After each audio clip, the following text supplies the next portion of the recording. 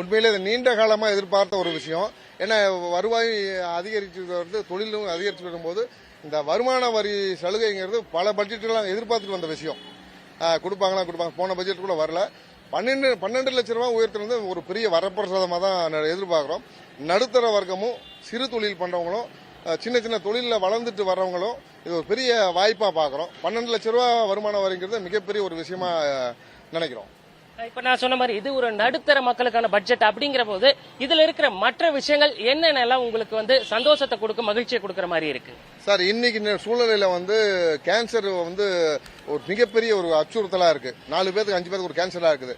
இவங்க வந்து ஒவ்வொரு மாவட்டத்துக்கு ஒரு கேன்சர் சென்டர் ஒன்று அமைக்கலாம்னு இருக்காங்க. உண்மையிலேயே அது வந்து நடைமுறை சாத்தியமா வந்துச்சா மிகப்பெரிய விஷயமா இருக்கும். ஏன்னா கேன்சருக்கு பணம் இருக்கிறவங்க தப்பிச்சுக்கிறாங்க. பணம் இல்லாத பல நடுத்தர ஒடுக்கப்பட்ட மக்கள்லாம் ரொம்ப அலைச்சலுக்கு வந்து இறக்குற சூழல் இருக்குது.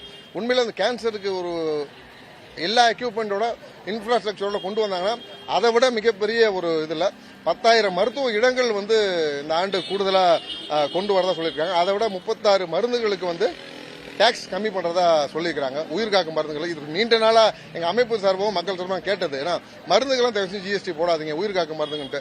அது உண்மையிலே கொண்டு வந்தாங்கன்னா உயிர்காக்கும் மருந்துகள் ஜிஎஸ்டி குறைச்சாங்கன்னா வரவேற்கக்கூடிய விஷயம்.